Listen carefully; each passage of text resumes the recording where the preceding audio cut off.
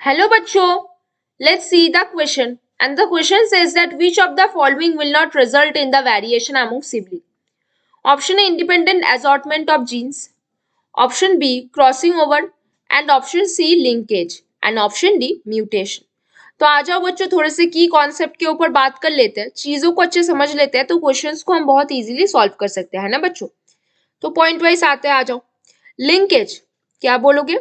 Linkage will not result in, क्या नहीं बनाएगा वो? Linkage will not result in variation among sibling, है ना। सिबलिंग्स में वेरिएशन लाने के लिए जो लिंकेज होगा वो कभी भी ये नहीं कॉज करवाएगा कि सिबलिंग्स में वेरिएशन हो रहा है, क्योंकि लिंकेज में जो जीन्स होंगे वो क्लोजली अरेंज्ड होंगे इन अ क्रोमोसोम, ठीक है, और उसमें वो एक दूसरे से अलग नहीं हो पाएंगे, तो उनमें क्रॉसिंग ओवर या फिर रिकॉम्बिनेशन के चांसेस काफी कम है। तो लिंकेज में क्या होता है, पेरेंटल कैरेक्टर्स बेसिकली आते हैं।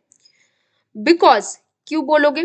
बिकॉज लिंक्ड जीन्स जो होते हैं, linked genes occur on the same chromosome पे रहते हैं, है ना, हमने तो बताई हुआ है। फिर नेक्स्ट पॉइंट पे आप क्या बात करने वाले हो? नेक्स्ट पॉइंट पे ये बात करने वाले हैं कि दे आर ट्रांसमिटेड टुगेदर।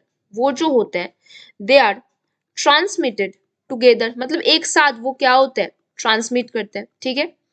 अब नेक्स्ट पॉइंट पे क्या बताने वाले हो आप?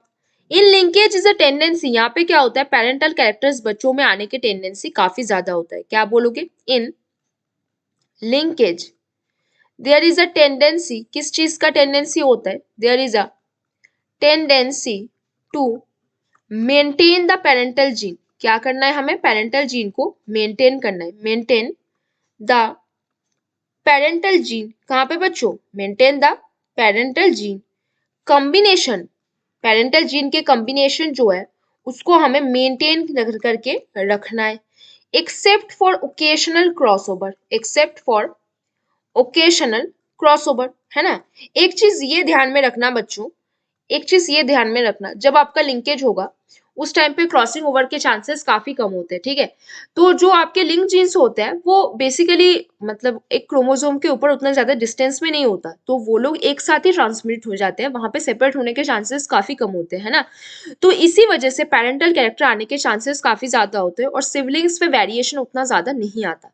तो पहला आपका ऑप्शन है इंडिपेंडेंट असॉर्टमेंट ऑफ जीन्स, ये आपका नहीं होगा। फिर है क्रॉसिंग ओवर, क्रॉसिंग ओवर जब लिंकेज होगा तब वहां पे क्रॉसिंग ओवर के चांसेस काफी घट जाते हैं, तो ये भी नहीं होगा। लिंकेज होगा, एक टिक मार्क करो। म्यूटेशन भी नहीं होगा, तो यहाँ पे कौन सा सही आंसर है बच्चों? आपके ऑप्शन सी। कौन सा आपका सही आंसर बन गया? Which of the following will not result in variation among sibling? कौन रिजल्ट नहीं करेगा? इंडिपेंडेंट असॉर्टमेंट जीन तो ऑब्वियसली वेरिएशन लाएगा, क्रॉसिंग ओवर होगा तो रिकॉम्बिनेशन होगा, ऑब्वियसली वेरिएशन आएगा, म्यूटेशन होगा तो जेनेटिक थिंग्स में ऑब्वियसली चेंजेस आएंगे। तो यहाँ पे कौन सा चीज वेरिएशन नहीं लाएगा? लिंकेज।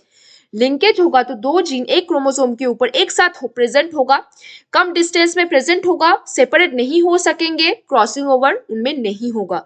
तो कौन सा यहाँ पे ऑप्शन सही है? ऑप्शन है ऑप्शन सी। तो बच्चों hope you understand the question very well. Best of luck बच्चों।